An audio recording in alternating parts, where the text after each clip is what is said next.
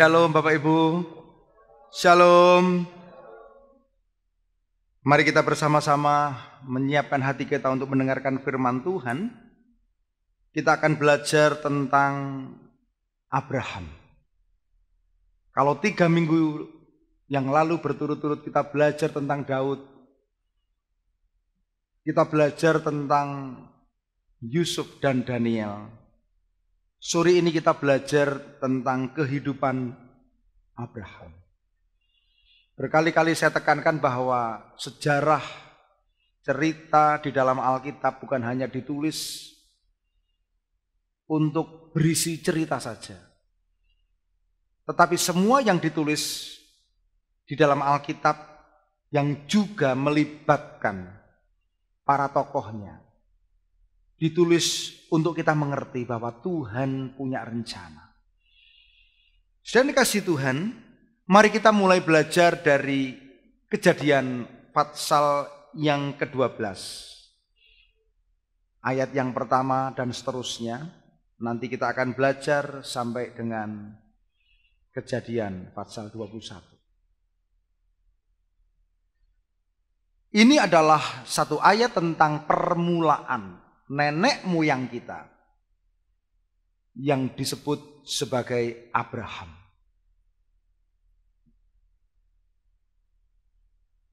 Kita tahu bahwa sejak zaman Kain Habil, lalu Alkitab cerita tentang Nuh, setelah Nuh, Abraham. Dan Nuh jarang disebut di dalam doa. Tetapi Abraham disebut di dalam doa yang melambangkan Allahnya orang Israel, yaitu Allah Abraham, Ishak, dan Yakub. Ini permulaan tentang Bapa orang percaya. Kejadian 12 ayat 1, demikianlah firman Tuhan. Berfirmanlah Tuhan kepada Abram, pergilah dari negerimu dan dari sanak saudaramu dan dari rumah bapamu ini ke negeri yang akan kutunjukkan kepadamu. Tuhan memilih Abram sebagai cikal bakal daripada orang percaya yang nantinya akan menurunkan bangsa yang besar, umat kepunyaan Allah, yaitu Israel. Waktu itu namanya belum Abraham, tetapi Abram. Ada perintah yang sangat jelas yang ditujukan oleh Allah kepada Abram, yaitu pergilah dari negerimu. Negerimu waktu itu Abram tinggal di Mesopotamia. Tuhan memerintahkan pergi dari sanak saudaramu. Pergi dari rumah bapamu. Kemana? Belum jelas. Ayat ini menunjukkan ke negeri yang akan kutunjukkan kepadamu. Dari sini kita belajar bahwa tempat tinggal di mana Abraham tinggal bersama sanak saudaranya adalah tempat tinggal di mana lingkungannya, tempat tinggalnya, semuanya ada di dalam penyembahan berhala. Hidup dalam kegelapan. Dan ketika Tuhan memanggil Abram, Tuhan ingin supaya Abram pergi dari kegelapan. Pergi dari sanak saudaranya. Dari bapaknya. Dari tanah Ur Kasdim. Tuhan punya maksud. Kenapa Abram harus pergi dari sanak saudaranya? Supaya Abram dipisahkan. Sama dengan kehidupan orang percaya. Dulu kita ada di dalam kegelapan. Belum percaya kepada Tuhan. hidup jauh dari Tuhan, Tuhan ingin supaya kita dipisahkan, dipindahkan dari kerajaan gelap kepada terang, dari kerajaan iblis kepada kerajaan Allah. Sama dengan firman Tuhan ini, Tuhan ingin supaya Abraham pergi. Ingat, dari sanak saudara, dari bapa, kemana? Ke tempat yang nanti akan ditunjukkan. Saudara, dan perintah ini disertai dengan janji. Pada ayat yang kedua dikatakan, aku akan membuat engkau menjadi bangsa yang besar. Aku akan memberkati engkau serta membuat namamu masyhur. Dan engkau akan menjadi berkat. 3 janji, menjadi bangsa yang besar, menjadi masyhur, engkau menjadi berkat. Dan sekarang ini sudah tergenapi. Bahwa orang percaya menjadi sekumpulan bangsa yang besar. Bahwa orang percaya tidak ada yang tidak mengenal Abraham. Dan juga melalui orang percaya kehidupan menjadi berkat. Saudara, janji Tuhan itu pasti menyertai perintah Tuhan. Walaupun kadang-kadang perintah Tuhan itu tidak 100% dimengerti. Kalau Abraham tanya, kemana Tuhan? Ke tempat yang akan kutunjukkan. Yang penting pergi saja. Saya kasih Tuhan. Namun kalau kita bertanya, apakah Abraham taat? Jawabannya, sebagian taat. Kenapa? Karena memang Abraham pergi. Abraham pergi, taat. Tetapi apakah ada unsur tidak taatnya? Ada. Karena ternyata Abraham tidak segera pergi. Menurut petunjuk Tuhan. Tetapi Kejadian 11 berikutnya. Ayat 31-32 menjelaskan bahwa Abraham tidak segera pergi. Tetapi dia masih bersama bapaknya sampai bapaknya meninggal. Dia masih membawa keponakannya Lot, yaitu anak Haran. Dia masih menetap di satu tempat yang namanya Haran. Perhatikan ini. Dari sejarah ini kita bisa belajar bahwa Abraham tidak sepenuhnya taat. Kalau perintahnya jelas mengatakan pergi dari sanak saudaramu, pergi dari bapamu, tapi Abraham tidak segera melakukan. Sama dengan orang percaya, kadang pilih-pilih. Yang saya senang saya taat, yang saya nggak senang saya nggak taat. Kalau saudara buka Alkitab, kalau ada perintah Tuhan yang cocok, saya taat. Yang ini tidak taat. Wah, ini mengampuni, nggak taat. Masih ada ego. Wah, ini mengasihi musuh, nggak taat. Untuk berkata benar, nggak taat. Orang masih ngarang-ngarang cerita, orang masih fitnah sana sini, masih buat gosip sana sini, menjadi alatnya iblis. Oh, ini saya senang, taat. Orang percaya kadang seperti itu. Dan itu menyebabkan janji Tuhan tidak segera digenapi dalam hidupnya. Dan banyak orang yang kenyataannya cuma berputar-putar di padang gurun. Saudara, oleh karena itu menjadikan Yesus sebagai Tuhan, sebagai Raja, adalah inti daripada kekristenan.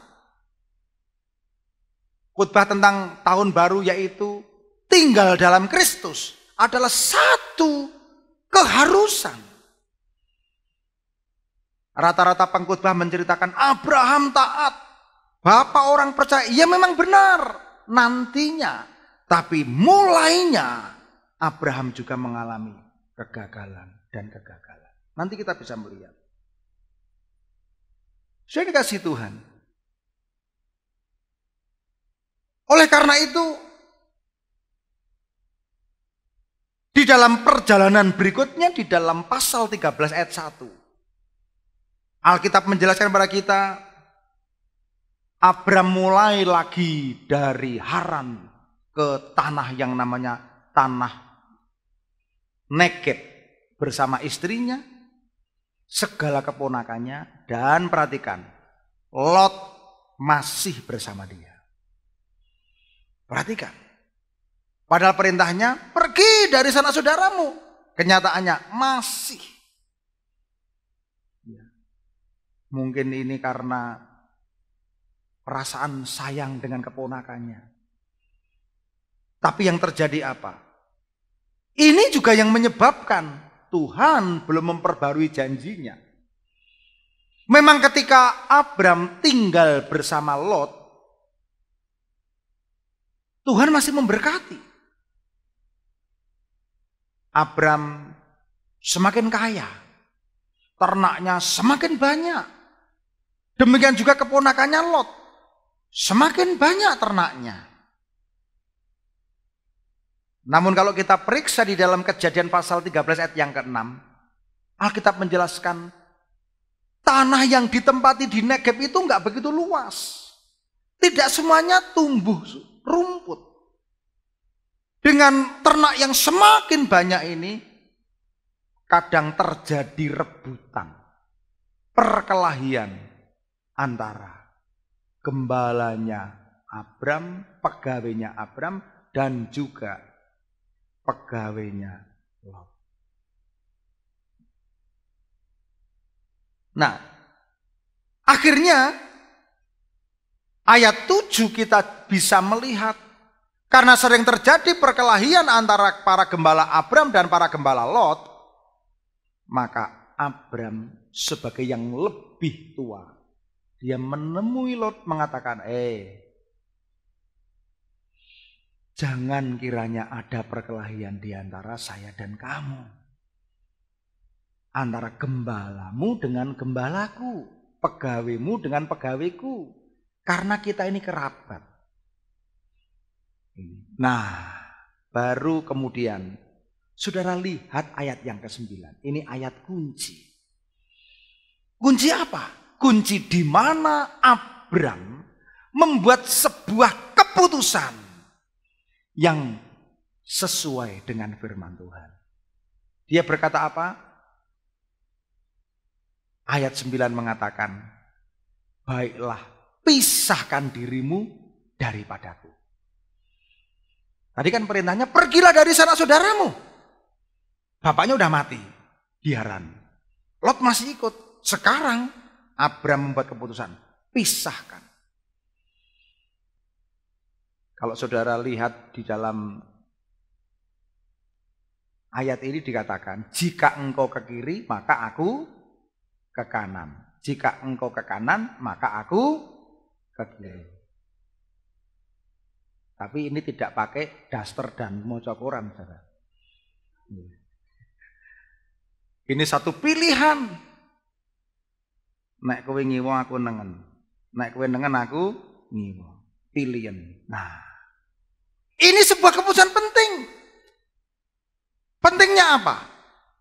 Supaya perintah Tuhan dinyatakan. Karena awalnya memang perintah Tuhan, pisahkan, pergilah dari sanak saudara. Perhatikan saudara. Dari situ Lot akhirnya melayangkan pandangan ke lembah Yordan yang subur, yang banyak airnya.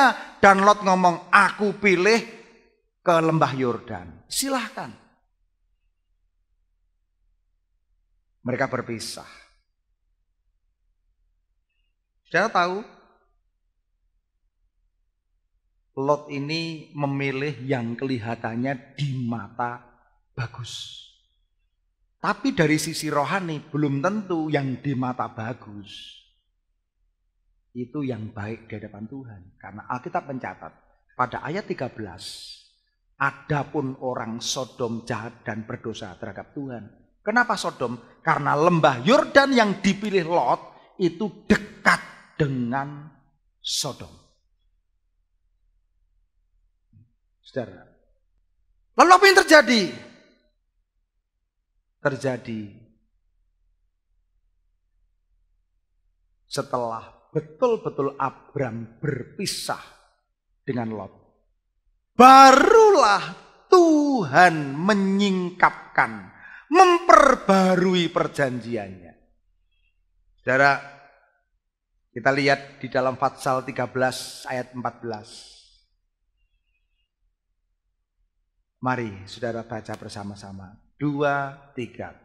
Setelah Lot berpisah daripada Abram, berfirmanlah Tuhan kepada Abram, pandanglah sekelilingmu dan lihatlah dari tempat engkau berdiri itu ke timur dan barat, utara dan selatan. Terus 15. Sebab seluruh negeri yang kau lihat itu akan kuberikan kepadamu dan kepada keturunanmu untuk selama-lamanya. Perhatikan. Ketika Abram sudah berpisah dari Lot sesuai dengan perintah Tuhan, maka ada pembaruan janji. Sama dengan kehidupan orang Kristen. Ketika orang Kristen dapat memisahkan diri dari dunia ini, tidak menjadi serupa dengan dunia ini, maka matanya kebuka. Ingat ya, kalau orang masih diikat dengan kehidupan lama, orang masih diikat dengan hal-hal yang tidak sesuai dengan keinginan Tuhan, manusia masih diikat dengan hal-hal yang tidak berkenan, matanya belum bisa melihat kesempatan. Matanya belum bisa melihat dengan jelas visi yang disediakan Tuhan. Matanya belum bisa melihat janji Tuhan. Tapi ketika Abram sudah berpisah dengan Lot, matanya terbuka. Pandanglah sekelilingmu. Janji Tuhan diperbarui. Dari timur, barat, utara, selatan. Sebab seluruh negeri ini akan kuberikan kepada keturunanmu. Kepadamu dan keturunanmu. Untuk selama-lamanya. Saudara. Dan tanah yang diinjak waktu itu adalah tanah yang nantinya akan didatangi lagi oleh keturunan Abraham yang keempat. Saudara, oleh karena itu dengan adanya Abraham berpisah dengan Lot itu, ada babak baru di dalam hidupnya. Ada perintah baru. Ayat 17. Tuhan katakan, bersiaplah, jalanilah negeri itu menurut panjangnya dan lebarnya, sebab kepadamulah akan kuberikan negeri itu. Wah, kalau kita melihat Fatsal 13 ayat yang ke-8 ayat yang ke-17 ini luar biasa. Ya. Semua tempat yang dilalui diberikan. Setiap langkah itu menjadi milik daripada Abram. Ini adalah satu janji Tuhan. Ya, orang kalau hidup di dalam anugerah Tuhan, hidup dalam kebenaran, nggak usah ngotot. Banyak janji yang digenapi. Tapi kalau menurut usaha sendiri, pakai cara ini itu, kalau belum Tuhan yang tunjukkan, mau jungkir balik, nggak bisa. Saudara yang dikasih Tuhan, ketika babak baru itu terjadi, Alkitab mencatat, disitulah terjadi ibadah Abraham kepada Tuhan. Ayat 18 mengatakan, sudah itu Abraham memindahkan kemahnya. Udah pindah ini. Udah terjadi sejarah baru hidupnya. Ya, dan menetap di dekat pohon-pohon terbantin di Memre, dekat Hebron, lalu didirikannya misbah di situ bagi Tuhan. Dirikan misbah. Misbah berbicara tentang ibadah. Misbah bicara tentang persembahan kepada Tuhan. Misbah berbicara ucapan syukur kepada Tuhan. Ini saat di mana Abraham memisahkan dirinya denganmu. Bagaimana dengan saudara? Apakah saudara sudah memisahkan diri saudara dengan dosa-dosa? Memisahkan dengan kebiasaan-kebiasaan lama? Memisahkan dengan lot-lot yang ada dalam hidupmu? Kalau belum, nggak ada babak baru. Nggak ada janji baru, pembauran baru. Apakah ada kegeraman, kepahitan, sakit hati? Hal-hal yang Tuhan belum berkenan. Saudara,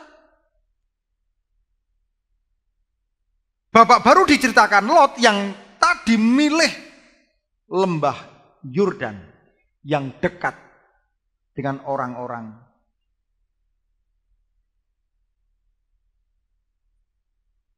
yang ada di situ.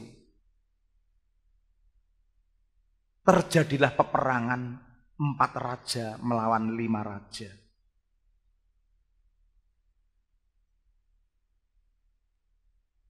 Sodom dikalahkan oleh raja baru penakluk yang dinamakan Raja Kedorlaomer. Dengan kekalahan Raja Sodom, maka Lot bersama dengan seluruh harta bendanya, istrinya, semua ditawan. Lalu ada orang yang lapor kepada Abraham. Abraham, keponakanmu ditawan. Tetapi dalam hal ini Abraham digerakkan hatinya. Lalu dia bertempur.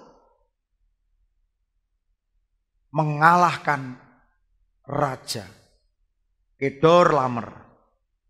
Dan akhirnya Lot bisa dibebaskan. Dikembalikan seluruh kekayaannya dengan keluarganya. Dan ini karena pertolongan Tuhan. Ayat 16 dari Fatsal 14 jelas dikatakan, dibawanya kembali segala harta benda itu, juga Lot anak saudaranya itu, serta harta bendanya dibawa kembali. Demikian juga perempuan-perempuan dan orang-orangnya. Dan dikasih Tuhan, kisah berikutnya Fatsal 14, pertemuan antara Abraham dengan Imam Allah yang Maha Tinggi, Melkisedek, Raja Salem. Kalau saudara perhatikan, dari penyertaan Tuhan, dari perlindungan Tuhan, Abraham ketemu dengan Melkisedek, Raja Salem, yang membawa roti dan anggur. Dikatakan dia adalah Imam Allah yang Maha Tinggi. Imam Allah yang Maha Tinggi. Ayat 18 dikatakan Melkisedek ini Imam Allah yang Maha Tinggi. Demi berjumpa dengan Melkisedek,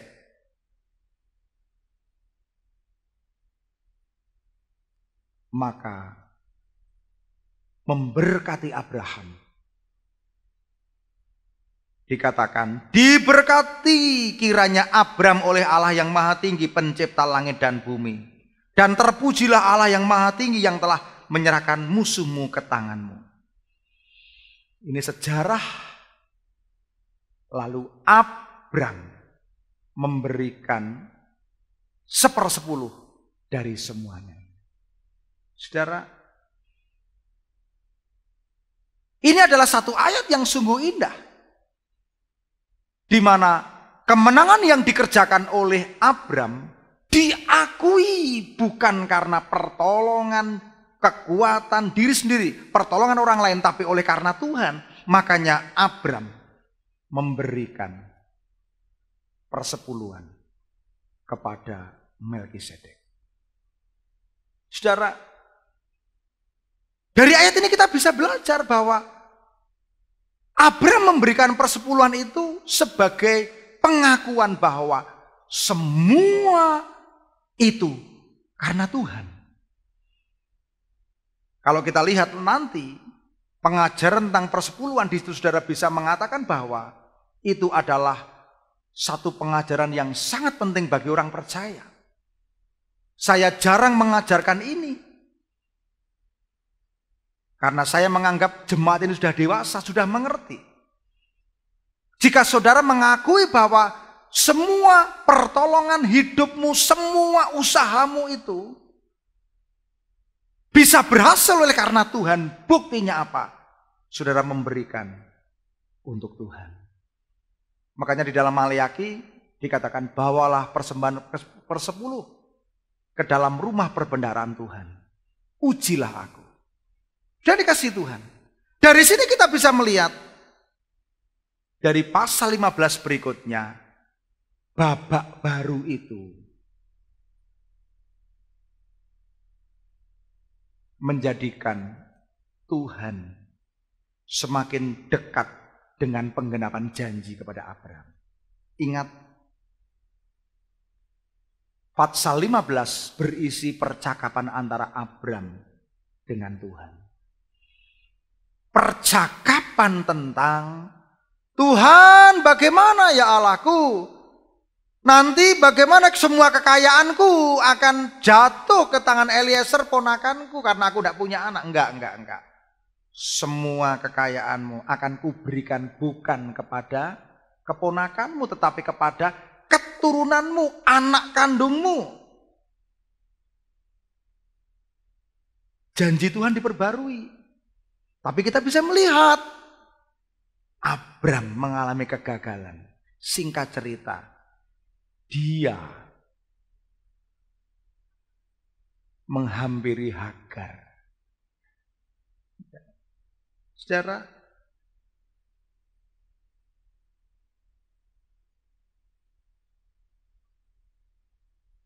ini karena bujukan siapa? Karena Sarah. Hati-hati. Pasal 16 ayat yang kedua. Sarah berkata kepada Abraham, engkau tahu Tuhan tidak memberi aku melahirkan anak. Karena itu baiklah hampiri hambaku itu. Mungkin oleh dialah aku dapat memperoleh seorang anak. Nah, saudara tahu, ini namanya masih Abraham. Udah dapat janji Tuhan, tetap saja masih dengarkan istri. Ya, istrinya ngomong, hampiri saja hambaku. Karena Sarah punya hamba, budak bernama Hagar. Ya. Dan dikatakan, dan Abraham mendengarkan perkataan Sarai. Wah, perhatikan. Ya. Jadi Sarai istri Abraham itu mengambil Hagar hambanya, orang Mesir itu. Orang Mesir lagi.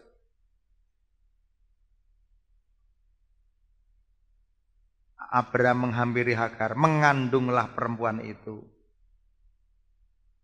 Lahir siapa? Ismail. Ismail ini bapak dari semua keturunan orang Arab. Dan dari sinilah mulai ada masalahnya. Saudara kasih Tuhan.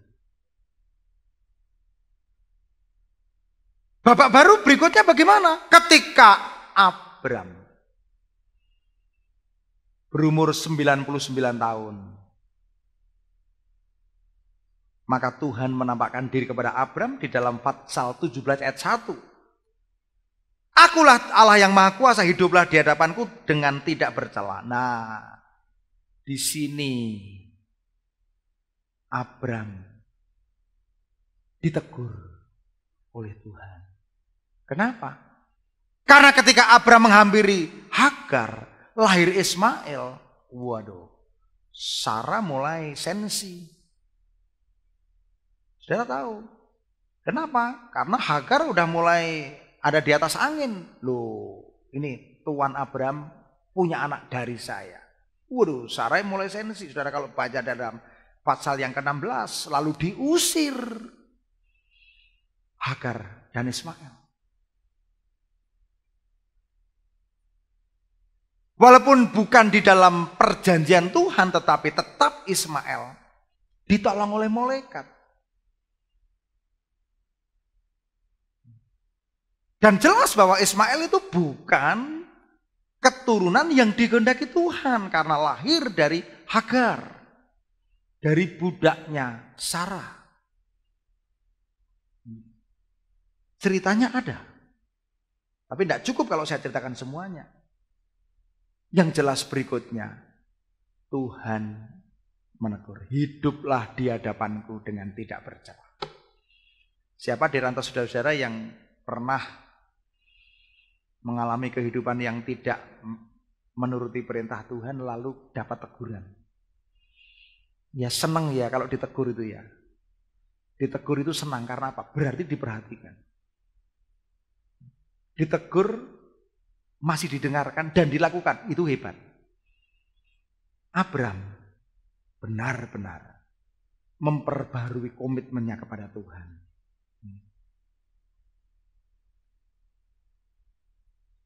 Perhatikan saudara. Pasal 17 ayat 2 mengatakan, aku akan mengadakan perjanjian antara aku dan engkau dan aku akan membuat engkau sangat banyak. Lalu sujudlah Abram dan Allah berfirman kepadanya, dari pihak aku inilah perjanjianku dengan engkau. Engkau akan menjadi bapa sejumlah bangsa besar. Nah, dari perjanjian ini ayat yang kelima, tonggak sejarah. Pasal 17 ayat yang kelima, mari kita baca bersama-sama. 2, 3. Karena itu namamu bukan lagi Abram, melainkan Abraham. Karena engkau telah kutetapkan menjadi bapa sejumlah besar bangsa.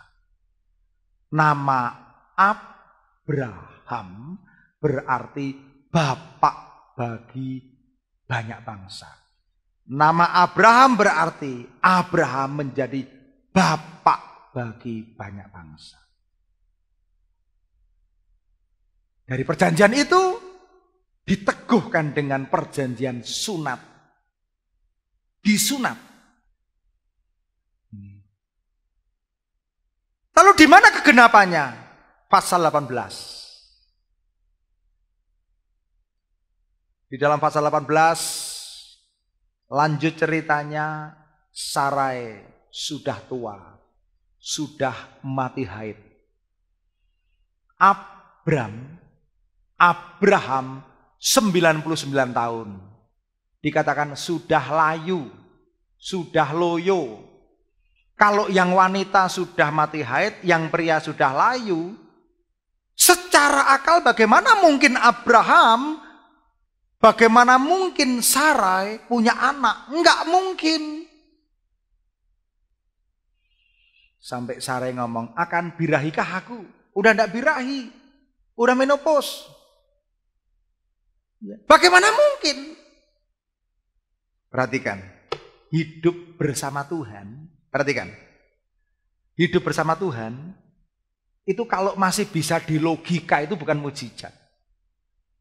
Mari katakan bersama-sama. Kalau masih bisa dilogika bukan mujizat. 2, 3. Wah, masih belum bersama-sama. Kalau masih bisa dilogika bukan mujizat. 2, 3. Iya. Justru uniknya apa? Ya kalau masih bisa dilogika sih tidak mujizat. Tapi kalau sudah tidak mungkin, tapi terjadi, itu mujizat. Yang terjadi apa? Sarai tertawa dalam hati. Saudara lihat Pasal 18 ayat 12. Sarai tertawa dalam hati. Guyu. Janji Tuhan digeguyu.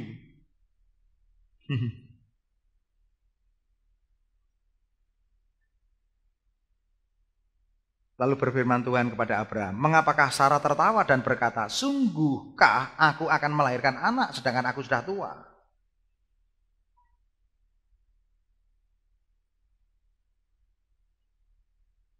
Saudara lihat, Sarai meragukan janji Tuhan, tapi perjanjian itu diperhitungkan bukan kepada Sarai, tapi iman daripada Abraham. Pasal 18 ayat yang ke-12.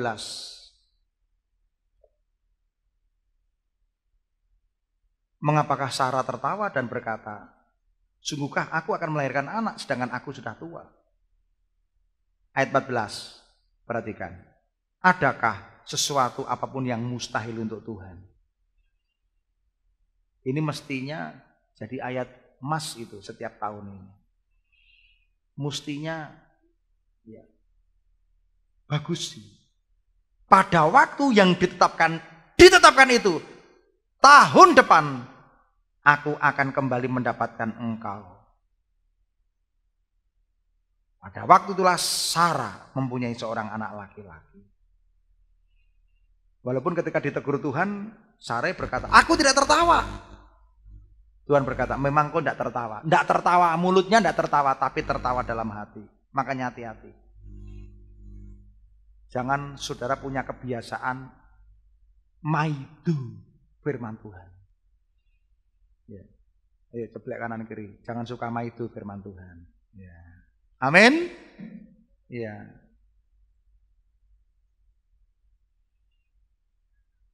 Kalau maidu firman Tuhan, ya tidak akan terjadi apa-apa dalam hidupnya. Perhatikan. Pasal 21 ayat 1 menceritakan ketika Abraham berumur 100 tahun maka Ishak lahir. Berapa tahun? 100 tahun.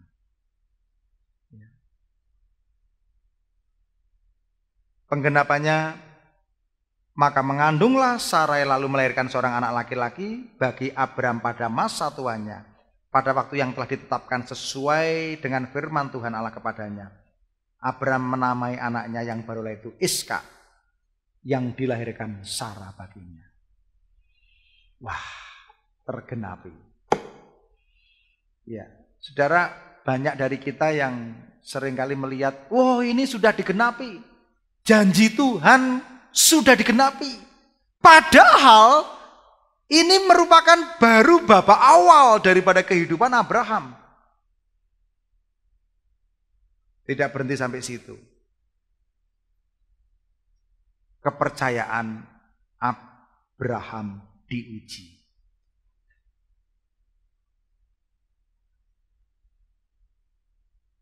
Ketika anaknya kecil remaja, Tuhan menguji iman Abraham. Pasal 22 ayat 2 mengatakan, ambillah anakmu yang tunggal itu, yang engkau kasih yakni Ishak, pergilah ke tanah Moria dan persembahkanlah dia di sana sebagai kurban bakaran pada salah satu gunung yang akan kukatakan kepadamu. Perhatikan. Sudah diberi anak gitu ya. Dipelihara dengan baik sampai bertumbuh menjadi remaja. Tuhan berfirman dengan satu hal yang mungkin tidak bisa dilogika. Bagaimana mungkin Tuhan menyuruh Abraham untuk mempersembahkan anaknya Ishak? Ini anak satu-satunya. Tapi karena ini namanya sudah Abraham. Lalu pagi-pagi, pasal 22 ayat yang ketiga. Pagi-pagi bangunlah Abraham, memasang pelana di keledainya, mengajak 2 bujang atau pembantunya, lalu berangkat seperti yang dikatakan Allah. Ini. Perjalanan berhari-hari. Ketika pada hari yang ketiga, Abraham melayangkan pandangannya. Kelihatanlah kepadanya tempat itu dari jauh. Ke Moria, salah satu gunung. Kalau saudara pergi ke sana nanti ada gunung. Nama gunungnya beda. Saya pernah naik ke Gunung Sinai. Di gunung yang saya naik itu dipercayai bahwa disitulah Musa memperoleh 10 perintah kitab. 10 perintah loh batu. Yang ini diceritakan bahwa naik Naik kemana? Ke tanah Moria.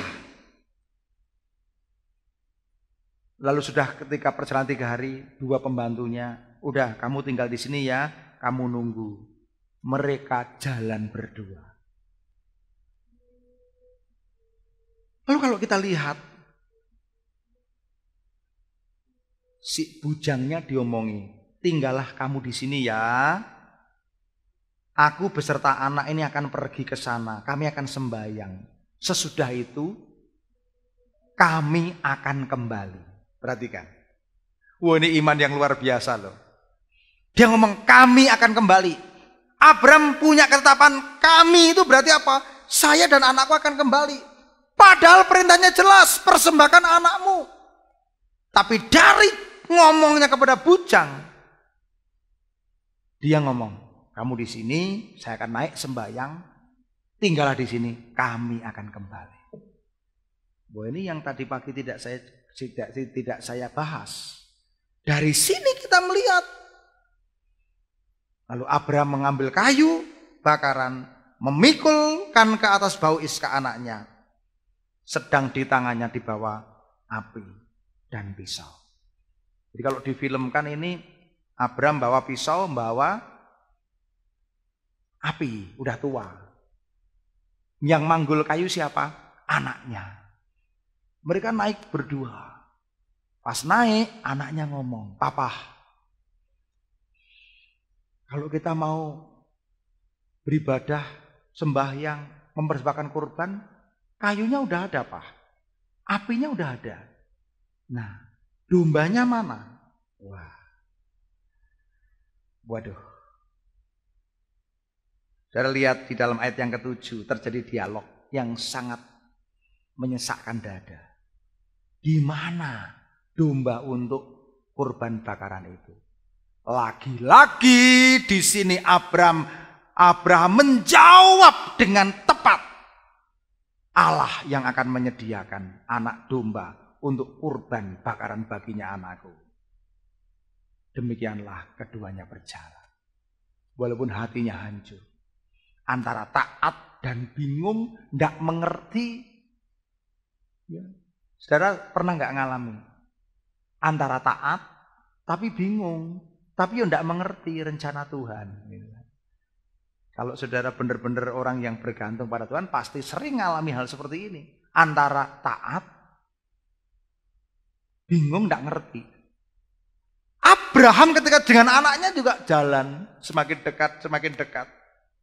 Sampailah mereka ke tempat yang dikatakan Allah kepadanya. Lalu Abraham mendirikan Mizpah. Lihat ayat yang ke-9. Disusun kayu. Mungkin misalnya kayu ini diduki le. Nggih Pak. Diduki. Wes susun. Setelah disusun, wah iki piye iki? Babak berikutnya mesti ketero. Alkitab mengatakan lalu diikatnya Iska anaknya itu. Wah, saya nggak tahu nih. Mungkin pas diikat gitu anaknya loh kok aku Pak? Coba saudara perhatikan. Pas diikat ini mesti anaknya loh kok aku ini Pak ini? Diikat taruh di atas Mizpah.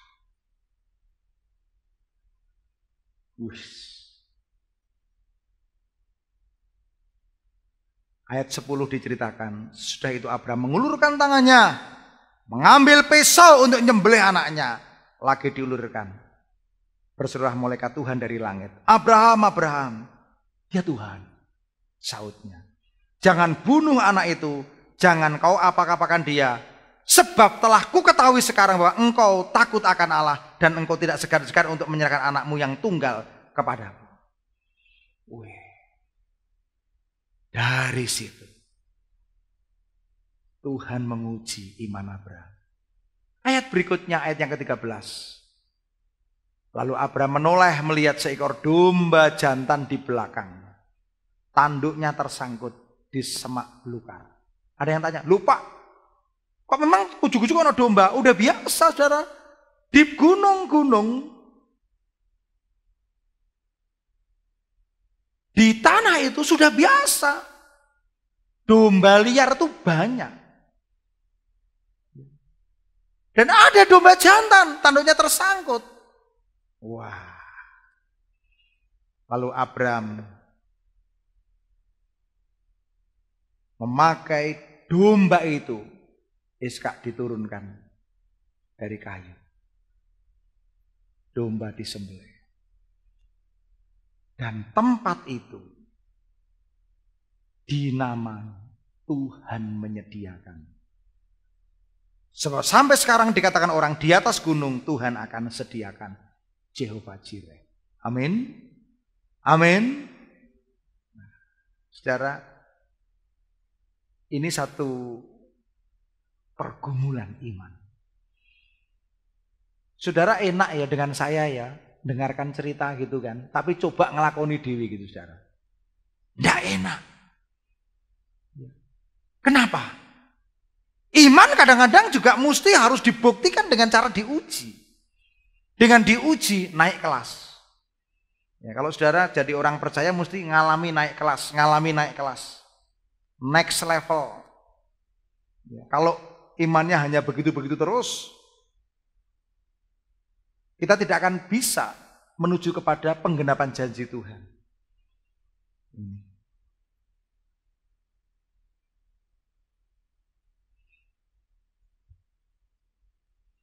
Perhatikan ayat yang ke-13. Untuk kedua kalinya berserulah malaikat Tuhan dari langit. Katanya, aku bersumpah demi diriku sendiri, demikianlah firman Tuhan. Karena engkau telah berbuat demikian dan engkau tidak segan-segan untuk menyerahkan anakmu yang tunggal kepadaku, maka aku akan memberkati engkau berlimpah-limpah dan membuat keturunanmu sangat banyak seperti bintang di langit dan seperti pasir di tepi laut, dan keturunanmu akan menduduki kota-kota musuhnya. Ayat 18 berikutnya. Oleh keturunanmu semua bangsa di bumi akan mendapat berkat karena engkau mendengarkan firman. Perhatikan apa aplikasi intinya. Perhatikan. Hampir 100% penemuan-penemuan di bumi yang berguna bagi manusia itu ditemukan oleh orang Yahudi. Perhatikan. Perhatikan. Oleh keturunanmu semua bangsa akan mendapat berkat. Menjadi berkat. Semua bangsa di bumi akan mendapatkan berkat. Ya, saya tidak menyebut negara tertentu yang sering mengklaim, enggak, mereka tidak temukan apa-apa. Hanya keluar-keluar aja. Enggak pernah ada sains, enggak pernah ada penemuan yang terbaik. Maka benar bahwa oleh keturunanmu ini menunjuk kepada bangsa Israel. Orang-orang Yahudi. Ini orang yang cerdas. Banyak penemuan-penemuan. Ya. Banyak orang yang mengutuk orang-orang pilihan Tuhan. Tapi mereka tidak segan-segan gunakan HP. Loh, HP itu ya yang produksi yang Korea ya Cina. Tapi dari mana menemukan? Hampir semua teknologi ditemukan oleh bangsa Israel. Saya dikasih Tuhan. Kalau kita melihat dari sejarah ini, kita akan bisa belajar. Oh, benar ya. Abraham menjadi bapak orang percaya, bapak bagi banyak bangsa.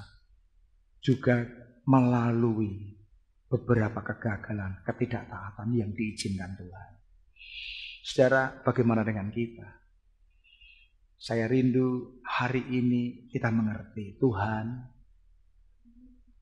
saya mau belajar seperti Abraham. Tadi pagi saya bersama dengan para PKS membaptis 11 orang. Di antara yang dibaptis itu, 2 di antaranya sebelumnya, 3 di antaranya belum mengenal Tuhan. Berkeyakinan Hindu. Saya ngomong dengan Mbak Ita, nanti yang Pak Yama diberi nama baptis Abraham, yang Bu Suparni Sarah, yang Pak Edi Sarap itu Paulus. Saya lupa kemarin belum tanya sama Pak Eko. Pak Eko sudah punya nama baptis belum? Sudah. Udah milih sendiri ya kemarin ya. Namanya siapa? Andreas. Wah. Nanti saya mau tanya, Pak Eko tahu enggak nih Andreas? Kalau belum tahu mesti harus belajar dulu. Jangan lu Pak Eko ini dulu belum terima Yesus, sekarang terima Yesus, namanya Andreas. Andreas siapa? Mbuh, orang ngerti. Ya harus ngerti gitu kan. Ya nama baru. Ketika Abram berubah nama menjadi Abraham. Ada identitas baru. Perhatikan. Tuhan juga ingin supaya kita juga terpisah dari hal-hal yang Tuhan tidak berkenan. Untuk dipanggil karena Tuhan punya rencana. Amin. Amin. Dulu saya ini mikirnya gini. Kalau saya ngelihat tokoh-tokoh Alkitab, saya ngelihat wah ini orangnya sempurna semua. Ternyata enggak. Saya jadi ayem. Kalau saya lihat dulu saya sering ya nonton film Reinhard Bonnke. Wah ini hamba Tuhan yang diberkati. Wah mujizat luar biasa. Saya kadang-kadang merasa wah ini anak Tuhan ring 2 gitu kan. Saya merasa ring berapa enggak tahu. Tapi setelah saya mengerti firman Tuhan, setiap orang itu Tuhan berikan rencana. Tuhan punya urusan dengan setiap pribadi saudara. Untuk juga dipanggil menjadi berkat. Amin. Makanya saya rindu jemaat di tempat ini. Tangkap firman Tuhan. Tuhan juga punya rencana. Jangan buat penundaan. Pisahkan dirimu dari dunia ini. Saudara, mari kita bersama-sama datang kepada Tuhan. Membuat satu keputusan baru. Dan kita teguhkan ini dengan kita bersama-sama bersekutu dengan kurban Kristus di dalam perjamuan kudus. Saya minta tim musik maju ke depan. Mari kita bersama-sama datang kepada Tuhan. Kita tanya Tuhan, Tuhan apa rencanamu dalam hidup kami? Ya Tuhan, ku percaya, aku percaya, lewati lembah air mata, aku percaya. Katakan firman-Mu, firman-Mu ya dan amin. Aku percaya kemenangan sudah Kau jamin. Aku percaya. Semua nyanyikan, ya Tuhan ku percaya. Ya Tuhan, ku percaya, aku percaya, lewati lembah air mata, aku percaya.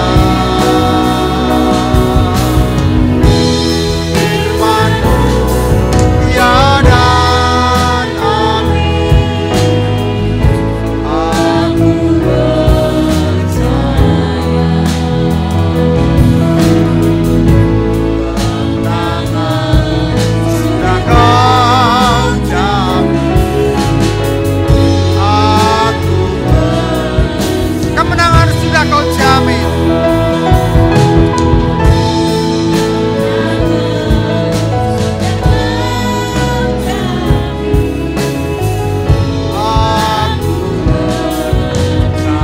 Aku percaya.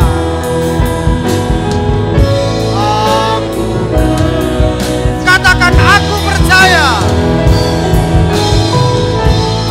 Aku percaya. Ambil keputusan untuk percaya kepada apa yang dikatakan Tuhan. Jangan pernah meragukan apa yang difirmankan Tuhan. Taati perintah Tuhan. perintah Tuhan selalu disertai janji Tuhan. Dan janji Tuhan, ya dan amin, tidak pernah tidak terjadi. Semua terjadi. Biarlah firman Tuhan hari ini menjadi berkat dalam hidupmu. Mari kita teguhkan firman Tuhan ini di dalam perjamuan kudus. Kita bawa hidup kita. Tuhan berkati jemaat-Mu. Firman-Mu yang sudah kami terima semua.